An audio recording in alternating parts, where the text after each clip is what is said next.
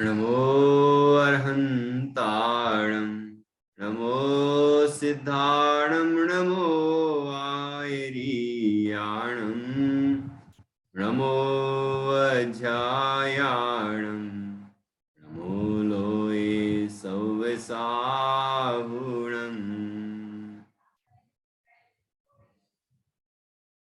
मंगलम भगवान वीरो मंगलम गौतमो गणी मंगलम कुंद कुंदाद्यो जैन धर्मोस्तु मंगलम सर्वमंगल मांगल्यम सर्वकल्याणकारकम प्रधानम सर्वधर्माणां जैनम जयतु शासनम जैनम जयतु शासनम इंद सदवंदयाणं त्रिभुवनहित मधुर विशदवक्ताणं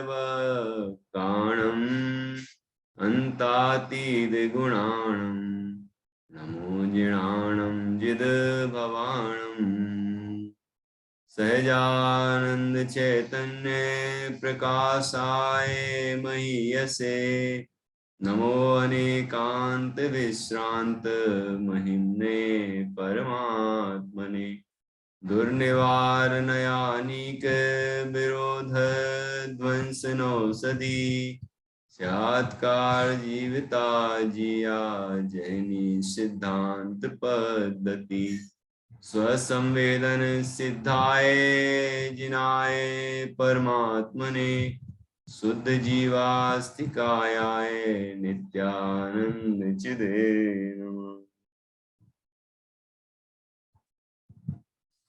आचार्य श्री कुंद कुंद देव द्वारा रचित यह पंचास्तिकाय संग्रह परमागम है। इसकी 79 नंबर की गाथा पर आज हम चर्चा करेंगे। यहाँ पर उद्गल द्रव्यास्तिकाय का वर्णन चल रहा है, जिसकी चर्चा 74वीं गाथा से प्रारंभ हुई है। 74 74वीं गाथा में सबसे पहले आचार्य ने उस गाथा में उद्गल के 4 प्रकार बताए। स्कंध, स्कंध प्रदेश, नहीं स्कंध, स्कंध देश, स्कंध प्रदेश और परमाणु। ठीक है। स्कंध कहा जो अनंतानंत परमाणुओं का पिंड है वह स्कंध है। कोई भी स्कंध अपन ले लें, जितने दिख रहे हैं यहाँ पर स्कंध, उनमें से कोई भी एक आप स्कंध ले लीजिए। दरवाजा है स्कंध है, शरीर है स्कंध है, ठीक है, ये मोबाइल है, लैपटॉप है, जो भी है स्कंध है। ये अनंत परमाणुओं का ऐसा संबंध विशेष है कि जिससे एक वस्तु होने का ज्ञान हो रहा है, वो स्कंध है। ठीक है। अब स्कंध के बाद स्कंध देश क्या है? ये उस स्कंध का कर दो आधा भाग। जो स्कंध है अनंतानंत परमाणु का, उसका कर दिया आधा भाग, तो वो हो गया स्कंध देश। उसको कहेंगे स्कंध देश। ठीक है। और उस देश स्कंध देश का भी आधा हिस्सा कर दो तो कहलाता है स्कंध प्रदेश। अब जितने भी हिस्से करते जाओगे सबका नाम स्कंध प्रदेश ही होगा। जैसे पूरे विश्व में या दुनिया में, जो हमारी दुनिया कहलाती है, उसमें भारत एक देश है, फिर भारत देश के अंदर प्रदेश है ना। ऐसे और भी प्रदेश बनाते जाते हैं, पहले कम थे फिर ज्यादा होते जा रहे हैं, फिर और बढ़ गए और प्रदेश हो गए, ऐसा। तो प्रदेश ही नाम पड़ेगा उनका। ठीक है। तो इस तरह से 4 बातें कही, तो इनमें 3 बातें हमने समझी। स्कंध, स्कंध देश, स्कंध प्रदेश और आखिरी है परमाणु। जो स्कंध प्रदेश है, अब उसका आधा ऐसे करते जाओ करते जाओ करते जाओ करते जाओ, स्कंद के टुकड़े करते जाएंगे तो आखिरी में 2 परमाणुओं का स्कंध आएगा। ये अंतिम स्कंद है, सबसे छोटा स्कंद है 2 परमाणु का स्कंद। ठीक है।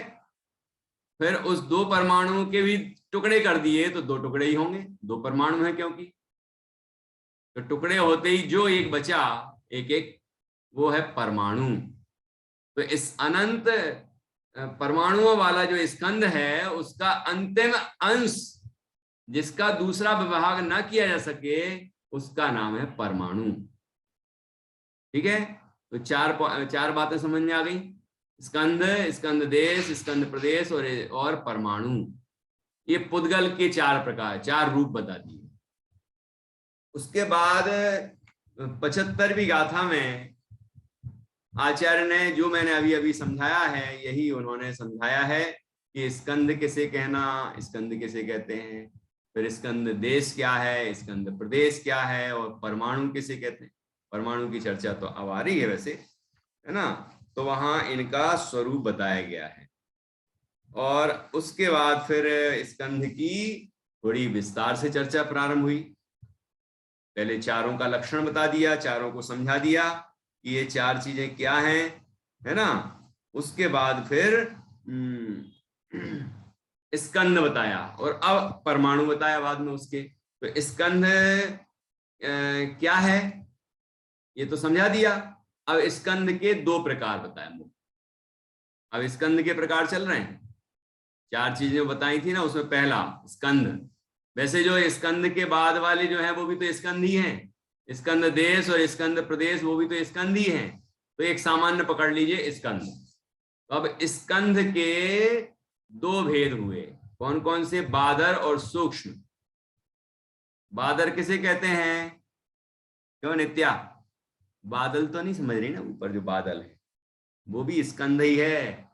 समझना है तो समझ लो, क्योंकि जो स्थूल दिखाई दे वो बादर, जो हमारे इंद्रियों से पकड़ में आ जाए वो बादर, है ना। जो दीवार है ये बादर, बादर स्कंद है।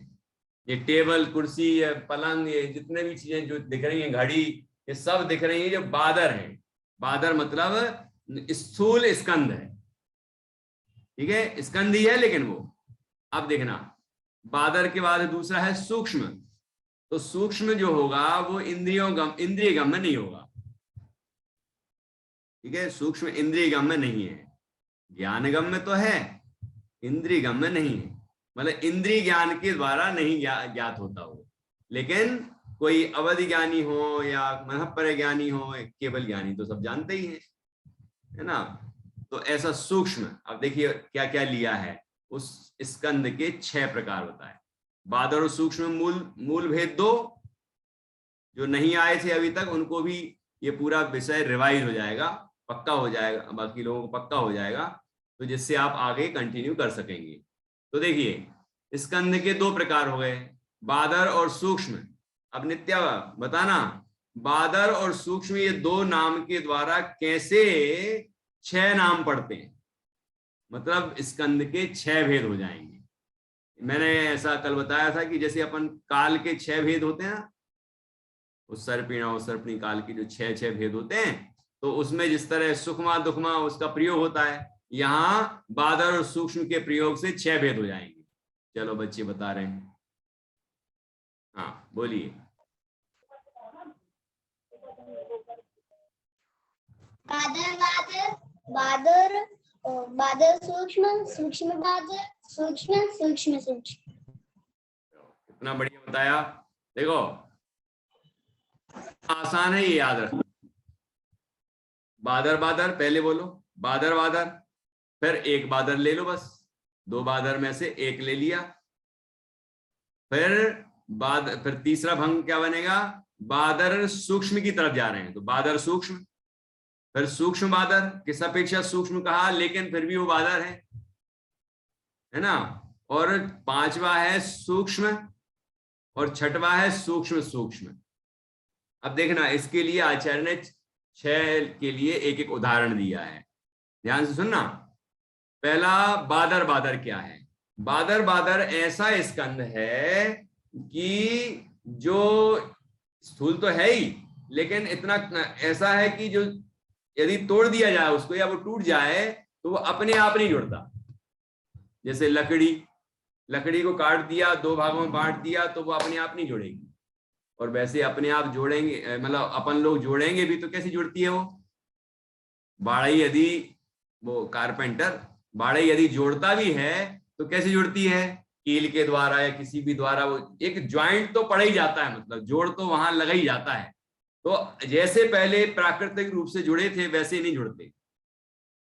ऐसे पत्थर का उदाहरण दिया इसमें कि पत्थर के दो टुकड़े हो गए, अब उसको जोड़ेंगे तो कैसा जुड़ेगा वो, पहले तो अपने आप तो जुड़ेगा नहीं, दूसरा यदि हमने जोड़ने की कोशिश की सीमेंट से या किसी भी तरह से, है ना, जोड़ा उसको, तो वो एक दरार तो उसमें बनी रहेगी, मतलब जोड़ तो उसमें लगा ही रहेगा। तो ये स्कंद कहलाते हैं कौन से, बादर बादर। क्या में आया, बादर बादर। उसके बाद अगला है बादर, अकेला बादर। तो इसमें कैसे है ये कि जैसे दूध, घी, पानी, है ना, ऐसे जो तरल पदार्थ हैं, तो इसमें क्या है कि ये बादर तो हैं, हमें दिखते हैं, इंद्रिय गम्य है, और ये इनको हम यदि ये अलग अलग हो जाए, मतलब बिखर जाए पानी या ये चीजें दूध वगैरह बिखर जाए, फैल जाए नीचे जमीन में, तो वो अपने आप भी मिल जाता है। यदि ढलान मिल जाए उसको उस तरफ की, तो अपने आप वो ऐसे मिल जाते, और मिलने के बाद पता भी नहीं चलेगा कि कहाँ कौन सा कटोरी में कौन सा दूध था, दूसरी कटोरी में अलग दूध था, तीसरी कटोरी में अलग दूध था, सब इकट्ठा भर दिया तो एक हो गया वो। ऐसा ये स्कंद है जिसको कहते हैं बादर। ख्याल में आया दूसरा उदाहरण, है ना, इंटरेस्टिंग है कि नहीं है, स्कंद के बारे में भी समझ लेते हैं, है ना। अब तीसरा है बादर सूक्ष्म। तो ये बादर क्यों है और सूक्ष्म क्यों है, तो इसका उदाहरण क्या दिया, बादर सूक्ष्म के लिए उदाहरण दिया, देखो ये प्रकाश है, प्रकाश बादर है ना, स्पष्ट दिख रहा है, प्रकाश है, आंखों से इंद्रिय गम्य हो रहा है प्रकाश। धूप, धूप हमें दिखती है, अंधकार दिखता है, इस अपेक्षा तो बादर है वो। लेकिन सूक्ष्म क्यों, बादर सूक्ष्म क्यों कहा उसको, क्योंकि वो हम पकड़ नहीं सकते, ऐसे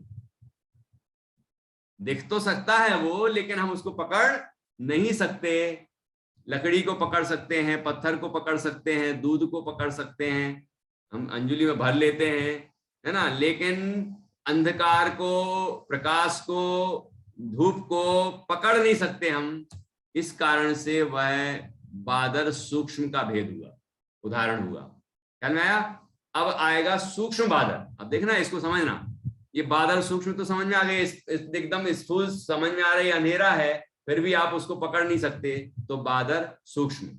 अब सूक्ष्म बादर क्या हुआ कि जो चक्षु इंद्रिय से तो नहीं दिखेगा, लेकिन बाकी इंद्रियों से ज्ञात होगा, बाकी इंद्रियों से ज्ञात होगा।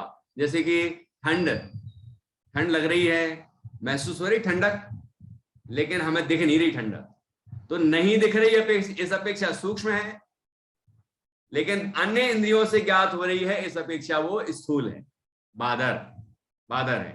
ठीक है, जैसे रस है,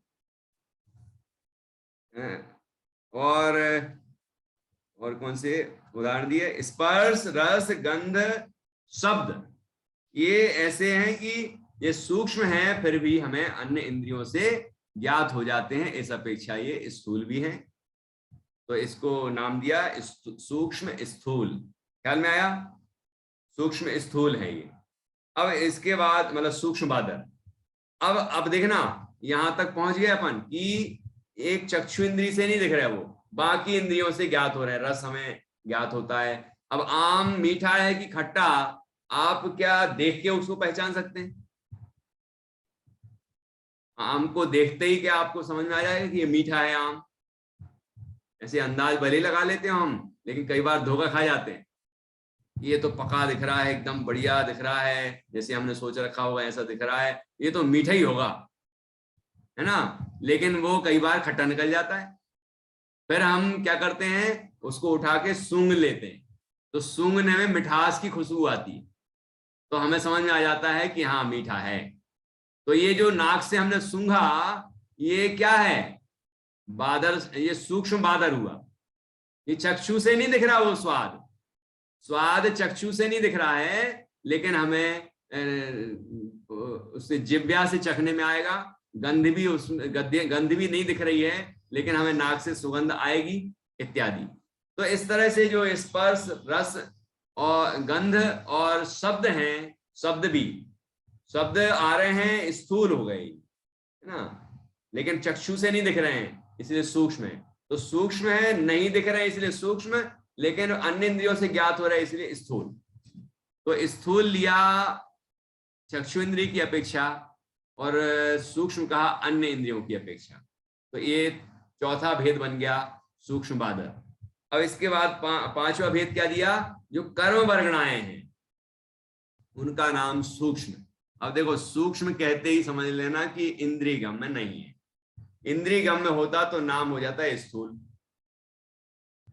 दिख तो रहा है, कोई इंद्रिय से दिख रहा हो लेकिन दिख तो रहा है वो, कोई स्थूल का ही प्रकार हो जाता वो, लेकिन ऐसा नहीं हो रहा है।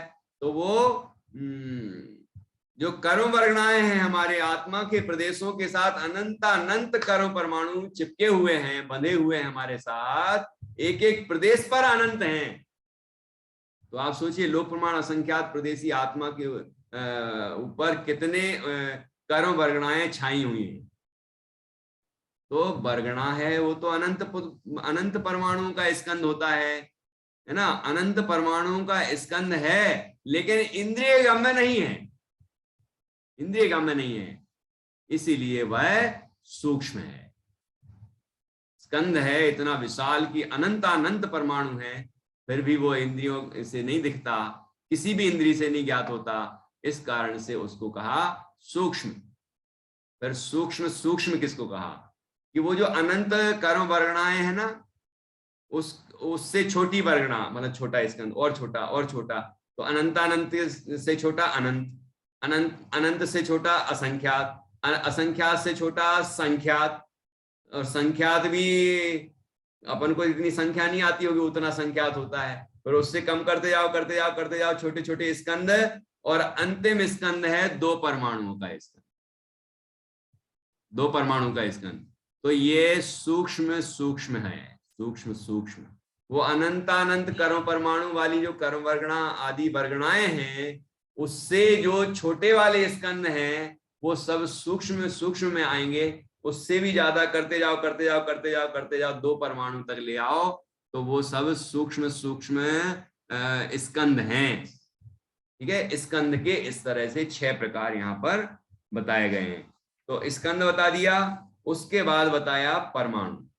अब मैं किसी भी दिन आपसे पूछूंगा कि ये कोई भी बस उदाहरण देके पूछूंगा कि ये क्या, कौन सा वाला स्कंद है। जैसे आप चश्मा लगाए हैं तो ये कौन सा स्कंद है, कौन बता सकता है कौन सा स्कंद है? बच्चे भी बता सकते हैं, निधि जी बताएं। बादर। कितने लोग सहमत हैं इस बात से? बच्चों के तो हाथ देखो कितने खड़े हुए हैं। अच्छा, बादर क्यों है नित्या?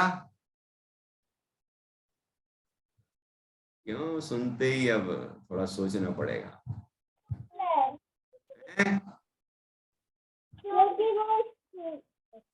क्योंकि वो स्थूल है। स्थूल है, ठीक बात है। तो दूध भी तो स्थूल है। क्या भैया जी? दूध पानी वगैरह भी तो स्थूल है।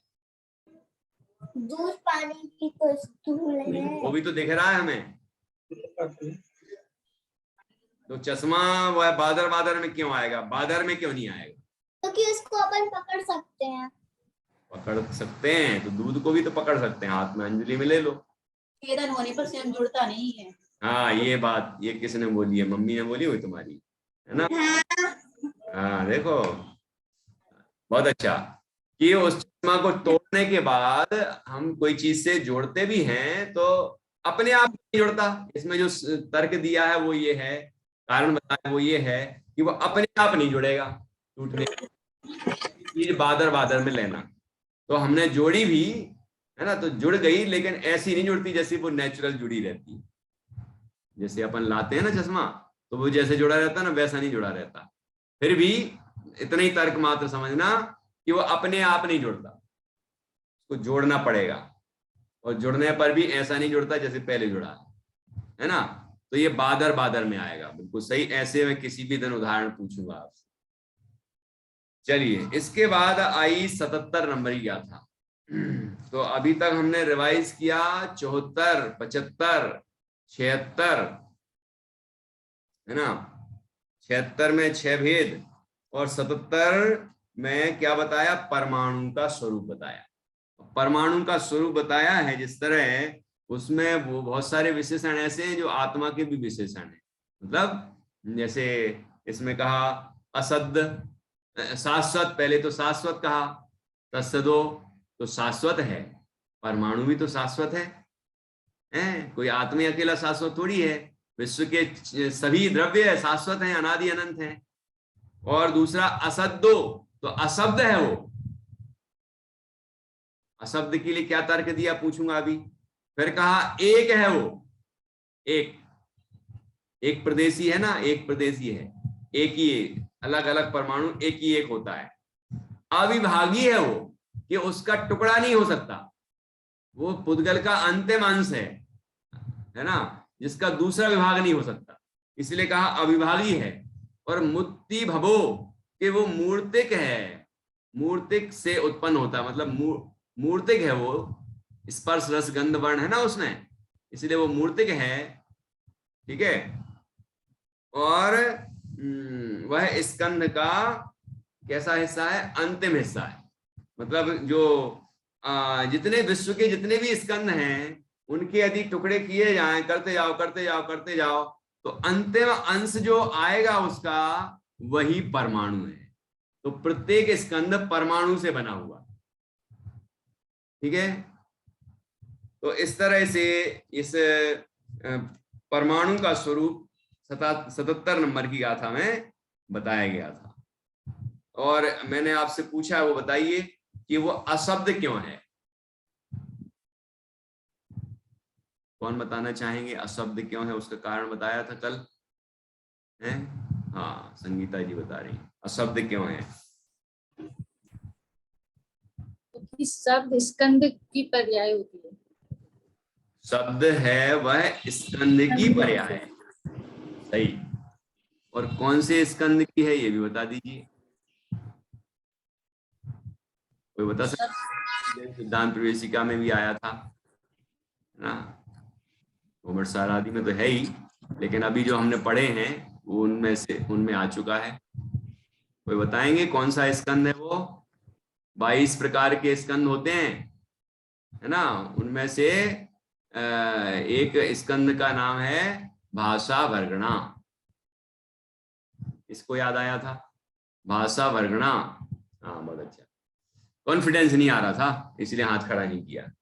भाषा वर्गणा है, वर्गणा मतलब स्कंद है ना। तो भाषा वर्गणा शब्द रूप से परिणमित होती है, तो स्कंद की पर्याय हुई ना वो। अनंत परमाणु चाहिए उसके लिए, अनंत परमाणु का स्कंद होता है, तो वो उसकी पर्याय है वो शब्द। इस कारण से एक परमाणु में शब्द नहीं हो सकता, है ना। तो वह तो अनंत परमाणु का जो जब स्कंद बनता है वो शब्द रूप परिणमित होता है। इस कारण से परमाणु तो अशब्द है, अशब्द है ना। उसमें स्पर्श है, रस है, गंध है, वर्ण है ना, लेकिन शब्द नहीं है। एक तो स्पर्श रस गंध वर्ण ये गुण है ना, गुण है तो उनकी पर्याय भी हैं, लेकिन शब्द वो पर्याय है। क्या है वो, पर्याय है, और वो भी विभाव व्यंजन पर्याय है। आपने द्रव्य संग्रह में पढ़ा था ना, सद्दो बंदो सोहमो थूलो संठान भेदतम छाया। तो ये यहाँ पर बताया पुद्गल द्रव्य की 16 विभाव व्यंजन पर्याय बताई। तत्वार सूत्र में भी आया है, सूक्ष्म स्थौल्य सब ऐसे करके एक सूत्र है, तो उसमें भी ये गिनाया गया है। चलिए, तो इस तरह से यहाँ परमाणु का स्वरूप बताया 77वीं गाथा में। 78वीं गाथा में क्या बताया है कि कोई भी स्कंद बनता है दुनिया में, इतने सारे स्कंद हैं दुनिया में, तो वो कोई भी स्कंद के परमाणु अलग अलग जाति के नहीं होते। कि ये इस परमाणु इन परमाणुओं से ए स्कंद बनेगा, इन परमाणु से ए स्कंद बनेगा, ऐसा नहीं है ना। परमाणुओं की जाति एक सी होती, सभी परमाणु एक प्रदेशी होते हैं, सभी परमाणु में स्पर्श, रस, गंध और वर्ण एक समान होता है, इत्यादि अनंत गुण एक समान होते हैं, है ना। वो अलग अलग नहीं होते, कोई स्कंध अलग अलग परमाणुओं से बनेगा ऐसा नहीं समझना चाहिए। जो परमाणु आज पृथ्वी रूप हैं, वो परमाणु कभी बाद में कालांतर में जल रूप हो सकते हैं, जल के परमाणु कभी अग्नि रूप हो सकते हैं, वायु रूप हो सकते हैं, वनस्पति रूप हो सकते हैं, है ना। तो वो अपने शरीर रूप हो सकते हैं। ये जो धन संपदा और जो कुछ भी अपने पास है, सोना चांदी, इन रूप हो सकते हैं। ये तो हम कई चीजें तो देखते हैं कि जो कोई धातु है वो मिट्टी बन जाती है ना। कई चीजें अपन देखते हैं तो अलग अलग तरह के स्कंद दिखते हैं, लेकिन वो कुछ समय बाद, कालांतर बाद वो मिट्टीमय हो जाते हैं, एक रूप हो जाते हैं। ये शरीर है हमारा, ये मिट्टी बन जाता है। राख तो बनते हुए अपन ने देखा ही होगा, लेकिन वो राख भी मिट्टी बन जाती है। और जो लोग जमीन में दफन करते हैं, है ना, शरीर को, तो वो धीरे धीरे वह शरीर जो है वो मिट्टी में रूपांतरित हो जाता है। तो इस तरह से कालांतर में वो जो स्कंद है वो एक अलग दूसरे तरह से दूसरे रूप स्कंद भी बन सकते हैं। इसलिए विश्व के कोई भी परमाणु अलग अलग जाति के नहीं होते, वो सब एक ही जाति के होते हैं, है ना। जैसे जीव है तो विश्व में जितने भी जीव हैं सब एक जाति के हैं, है ना, सब चेतन जाति के हैं और सब सिद्धों की जाति के हैं, सिद्धों के जैसे ही हैं। आज भले ही वो आलू में रह रहे होंगे, है ना, कोई जमीकंद में रह रहे होंगे, अनंत एक शरीर में अनंत जीव रह रहे होंगे, एक निगोद शरीर में एते जीव बखान, तीन काल के सिद्ध सब एक अंश प्रमाण। मतलब एक निगोद शरीर में इतने जीव हैं, एक अनंत जीवों का एक शरीर है, इसलिए तो साधारण कहा उसको, साधारण वनस्पति, ठीक है ना। शरीर एक, उसके स्वामी अनंत। तो ऐसी स्थिति में भी रह रहे हैं, है ना। और फिर अपन जैसे जीव हैं, तो विश्व के जितने भी जीव हैं सबका स्वरूप एक सा ही है, ऐसे परमाणुओं का स्वरूप भी एक सही है। तो ये बात यहाँ पर 78वीं गाथा में कही थी।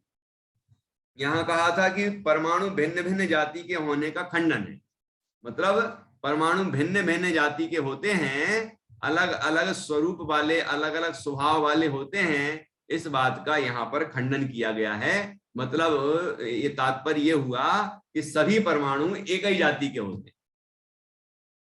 ख्याल में आया? दो लोगों ने हाथ खड़ा किया, मैंने कुछ ऐसा तो नहीं बोला होगा। आज तो बिल्कुल नींद नहीं आ रही मुझे। जैसे सब परमाणु एक ही जाति के होते हैं, तो जैसे भक्तामत जी में आया ना कि सारे अच्छे परमाणु भगवान आपके बहुत अच्छा तर्क है, मुझे भी ख्याल था, लेकिन वो तर्क का उत्तर भी है। उसका उत्तर ये है कि देखो, भगवान वीतरागी हैं, तो शरीर वीतरागी नहीं है, वो परमाणु वीतरागी नहीं है। तो भगवान के संयोग में जो शरीर है, शरीर के परमाणु हैं, वो भी भगवान के वीतरागता आदि के निमित्त से कैसे हो जाते हैं? वीतराग हो जाते हैं। उनमें कोई वीतरागता नहीं आ जाती, कोई शांति उनके अंदर नहीं आ जाती, लेकिन शांत जीव के निमित्त से वो भी शांत हो जाते हैं, मतलब वैसी रचना होती है उनकी। तो ऐसे परमाणु वो विश्व में इतने ही थे, क्योंकि आप जैसे रूप वाला दूसरा कोई दुनिया में दिखता ही नहीं, क्योंकि दूसरा कोई वीतराग ही नहीं दिखता। यहाँ दूसरा से मतलब अन्य तीर्थंकर से मतलब नहीं है, अन्य अरहंत और सिद्ध भगवान अरहंतों से मतलब नहीं है, अरहंतों के अतिरिक्त जो दुनिया में देवी देवता माने जाते हैं उनसे तात्पर्य। जो राग द्वेष से पीड़ित हैं, जो क्रोधी, मानी, मायाचारी, लोभी आदि कसायों से युक्त हैं, है ना, उनकी बात है। तो जैसे मान लो अपन को गुस्सा आता है एकदम, तो अपने शरीर के परमाणु कैसे विकृत हो जाते हैं, तो आत्मा के परिणामों का शरीर के परिणमन में निमित्त नैमित्तिक संबंध तो है ना। तो वही बताया है बस वहां कि भगवान वीतरागी हैं, तो उनके संयोग में रहने वाले परमाणु जो हैं वो अत्यंत शांत हैं, वीतराग हैं, है ना, निर्विकार हैं।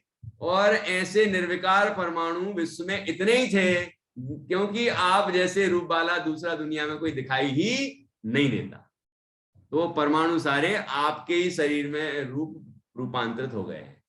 तो क्योंकि आप ही वीतरागी हैं इसलिए आपके संयोग के परमाणु ऐसे हैं। दूसरे वीतरागी नहीं हैं इसलिए उनके संयोग में ऐसे परमाणु नहीं दिखते। वहां परमाणु से ज्यादा तात्पर्य है भावों का, गुणों का महत्व है। ख्याल में आया होगा।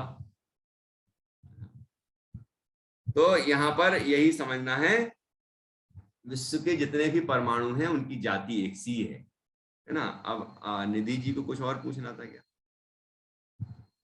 जी भैया, उसमें एक चीज और ऐड करना चाह रही थी मैं। हाँ बोलिए। भक्तिवशात ऐसे कहा है आदिनाथ भगवान की कि जितने हैं परमाणु। अब मेरा प्रश्न ये है कि अगर सभी परमाणु एक ही जाति के हैं तो इतनी विचित्रता हमें स्कंधों में जो दिखाई दे रही है उसका कारण क्या है? रंग बिरंगे हर चीज कितनी डिफरेंट दिखाई दे रही है ना। हर मतलब इसी डिफरेंस के कारण हमारा पूरा भाव बिगड़ा जाता है। ये अच्छे ये बुरे नहीं, ये चीज अच्छी ये सोना अच्छा पीतल अच्छा नहीं, ये कपड़ा अच्छा ये बुरा नहीं, ये ऐसे। तो देखो, ये जो अपने परिणाम बिगड़ रहे हैं इसके लिए वो पुद्गल दोषी नहीं है। पुद्गल का तो स्वरूप है, उसका स्वरूप है चित्र विचित्र होना। उसका स्वरूप है इस देखो, साड़ी है आपकी, जैसे सुंदर साड़ी है तो वो सुंदर है कि असुंदर है ये आप निर्णय करते हैं। वो अपने आप में तो जैसी है वैसे ही है।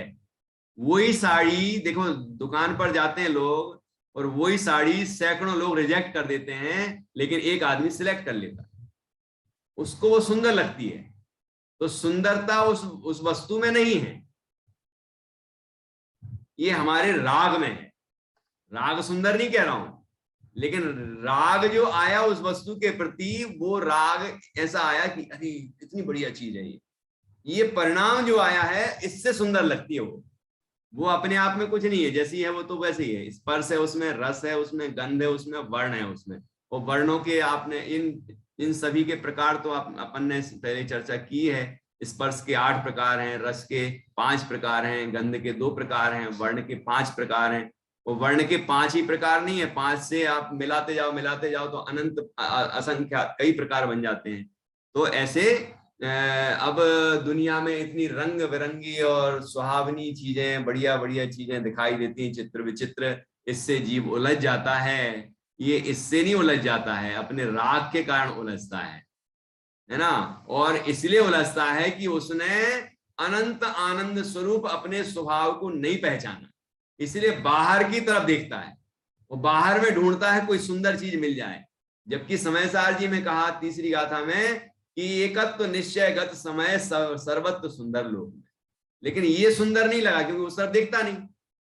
सुंदर क्या लगा? ये सुंदर है, ये सुंदर है, ये सुंदर है, दुनिया भर की चीजें सुंदर है, ऐसा। ठीक है, अब तो समाधान हुआ होगा। बेचारे पुद्गल का कोई दोष नहीं है, दोष हमारा ही है ना।